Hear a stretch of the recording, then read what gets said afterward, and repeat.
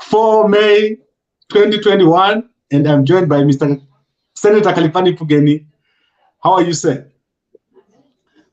You must just give up. Just call me Mr. Man. Why not? Anyway, good evening, my friend. Good evening to the listeners, wherever they may be in the world.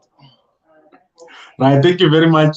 And today I want to make it very, very quick and very, very short. Yeah. What happened today in Senate? Well, I'm here today because I made a commitment, but I must be honest with you. I really struggled, as you can see. I am a bit at 2 minutes or 3 minutes late because it's, yeah, we went there and we went through some of the preliminary things to happen, but everyone knew that there was the amendment number 2 of the Constitution, which we needed to vote on as senators after it went through the National Assembly. And at least if you are to go by what our spokesperson was saying, that we have the numbers and the position is we are voting no, unless there are changes. It was a piece of bad law. And lo and behold, we had about 11 or so of our senators vote yes, together with those from the ruling party and the chiefs and the disabled members of the Senate who come there on that provision in quota. And yeah, the constitution has been changed. Okay, I want to understand about how many opposition members voted. My understanding is that all the female members of the opposition voted for the constitutional changes. Is that true? Well, okay, those are things that I didn't bother myself looking into, but I can quickly tell you that I noticed that Honorable Senator Tamani Moyo did not vote for the change. She voted no. So I'm not sure the accuracy of that statement, but as you know, that is no longer my job to communicate on behalf of the party. So I no longer worry myself about details and all those things, because why would I worry myself about that when it's not my burden to communicate? So, but to answer you direct, I don't think that's accurate because I've noticed that Honorable Tamani Moyo voted no. Okay, do you think there will be a challenge to these constitutional amendments? I will be very happy if that happens, because like I've already given my feelings, especially on the women quota at the National Assembly. It defies logic, Kambakwe, to say as a country that we are aiming for 50-50 gender parity in parliament, and then we say in achieving that we're going to give you 22% for 20 years. For 20 years, just wrap that around your head. For 20 years, we're going to keep women in the 22% with no promise that after the 20 years, we are going to move you to an elevated status. Who knows if after the 20 years, we're going to do the same thing again and say, you know what, we're renewing this. We're keeping you at the same quota on condition that you also approve this and that amendment. So if someone takes this to court, I'll be very happy.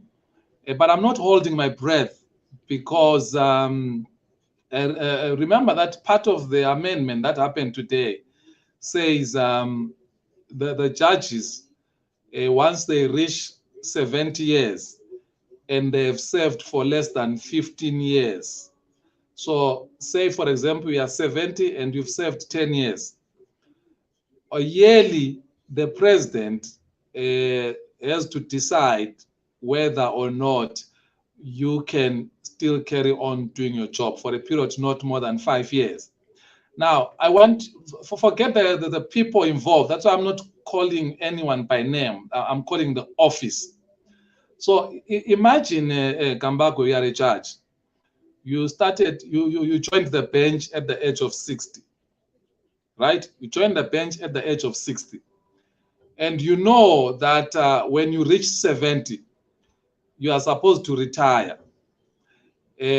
But there's also this window that if you submit your medicals, the president may say you are still capable of doing your job. You should carry on doing your job. What do you think is going to happen?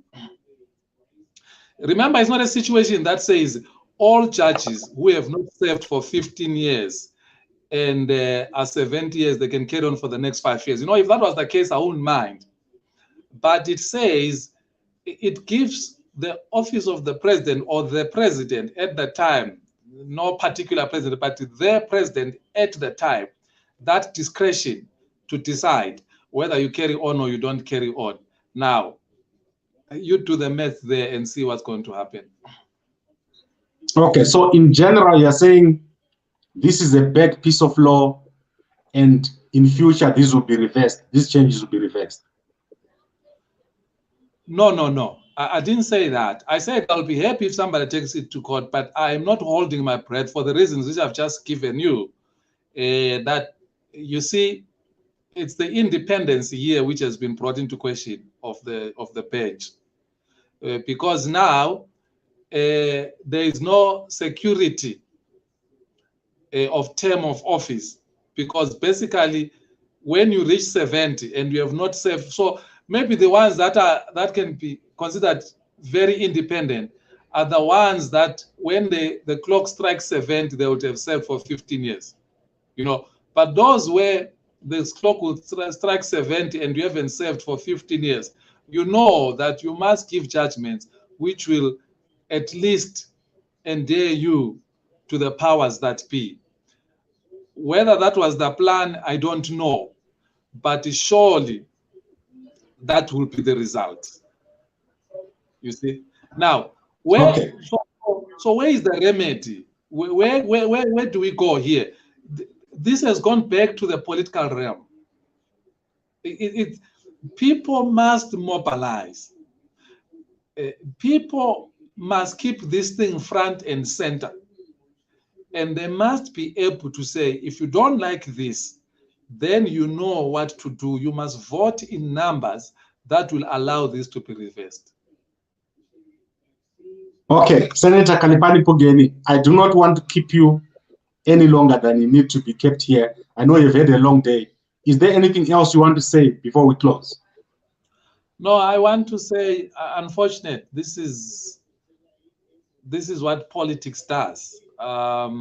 Elections have consequences, and this is where we are. But progressive minds and progressive people just have to stay engaged, as I've already said.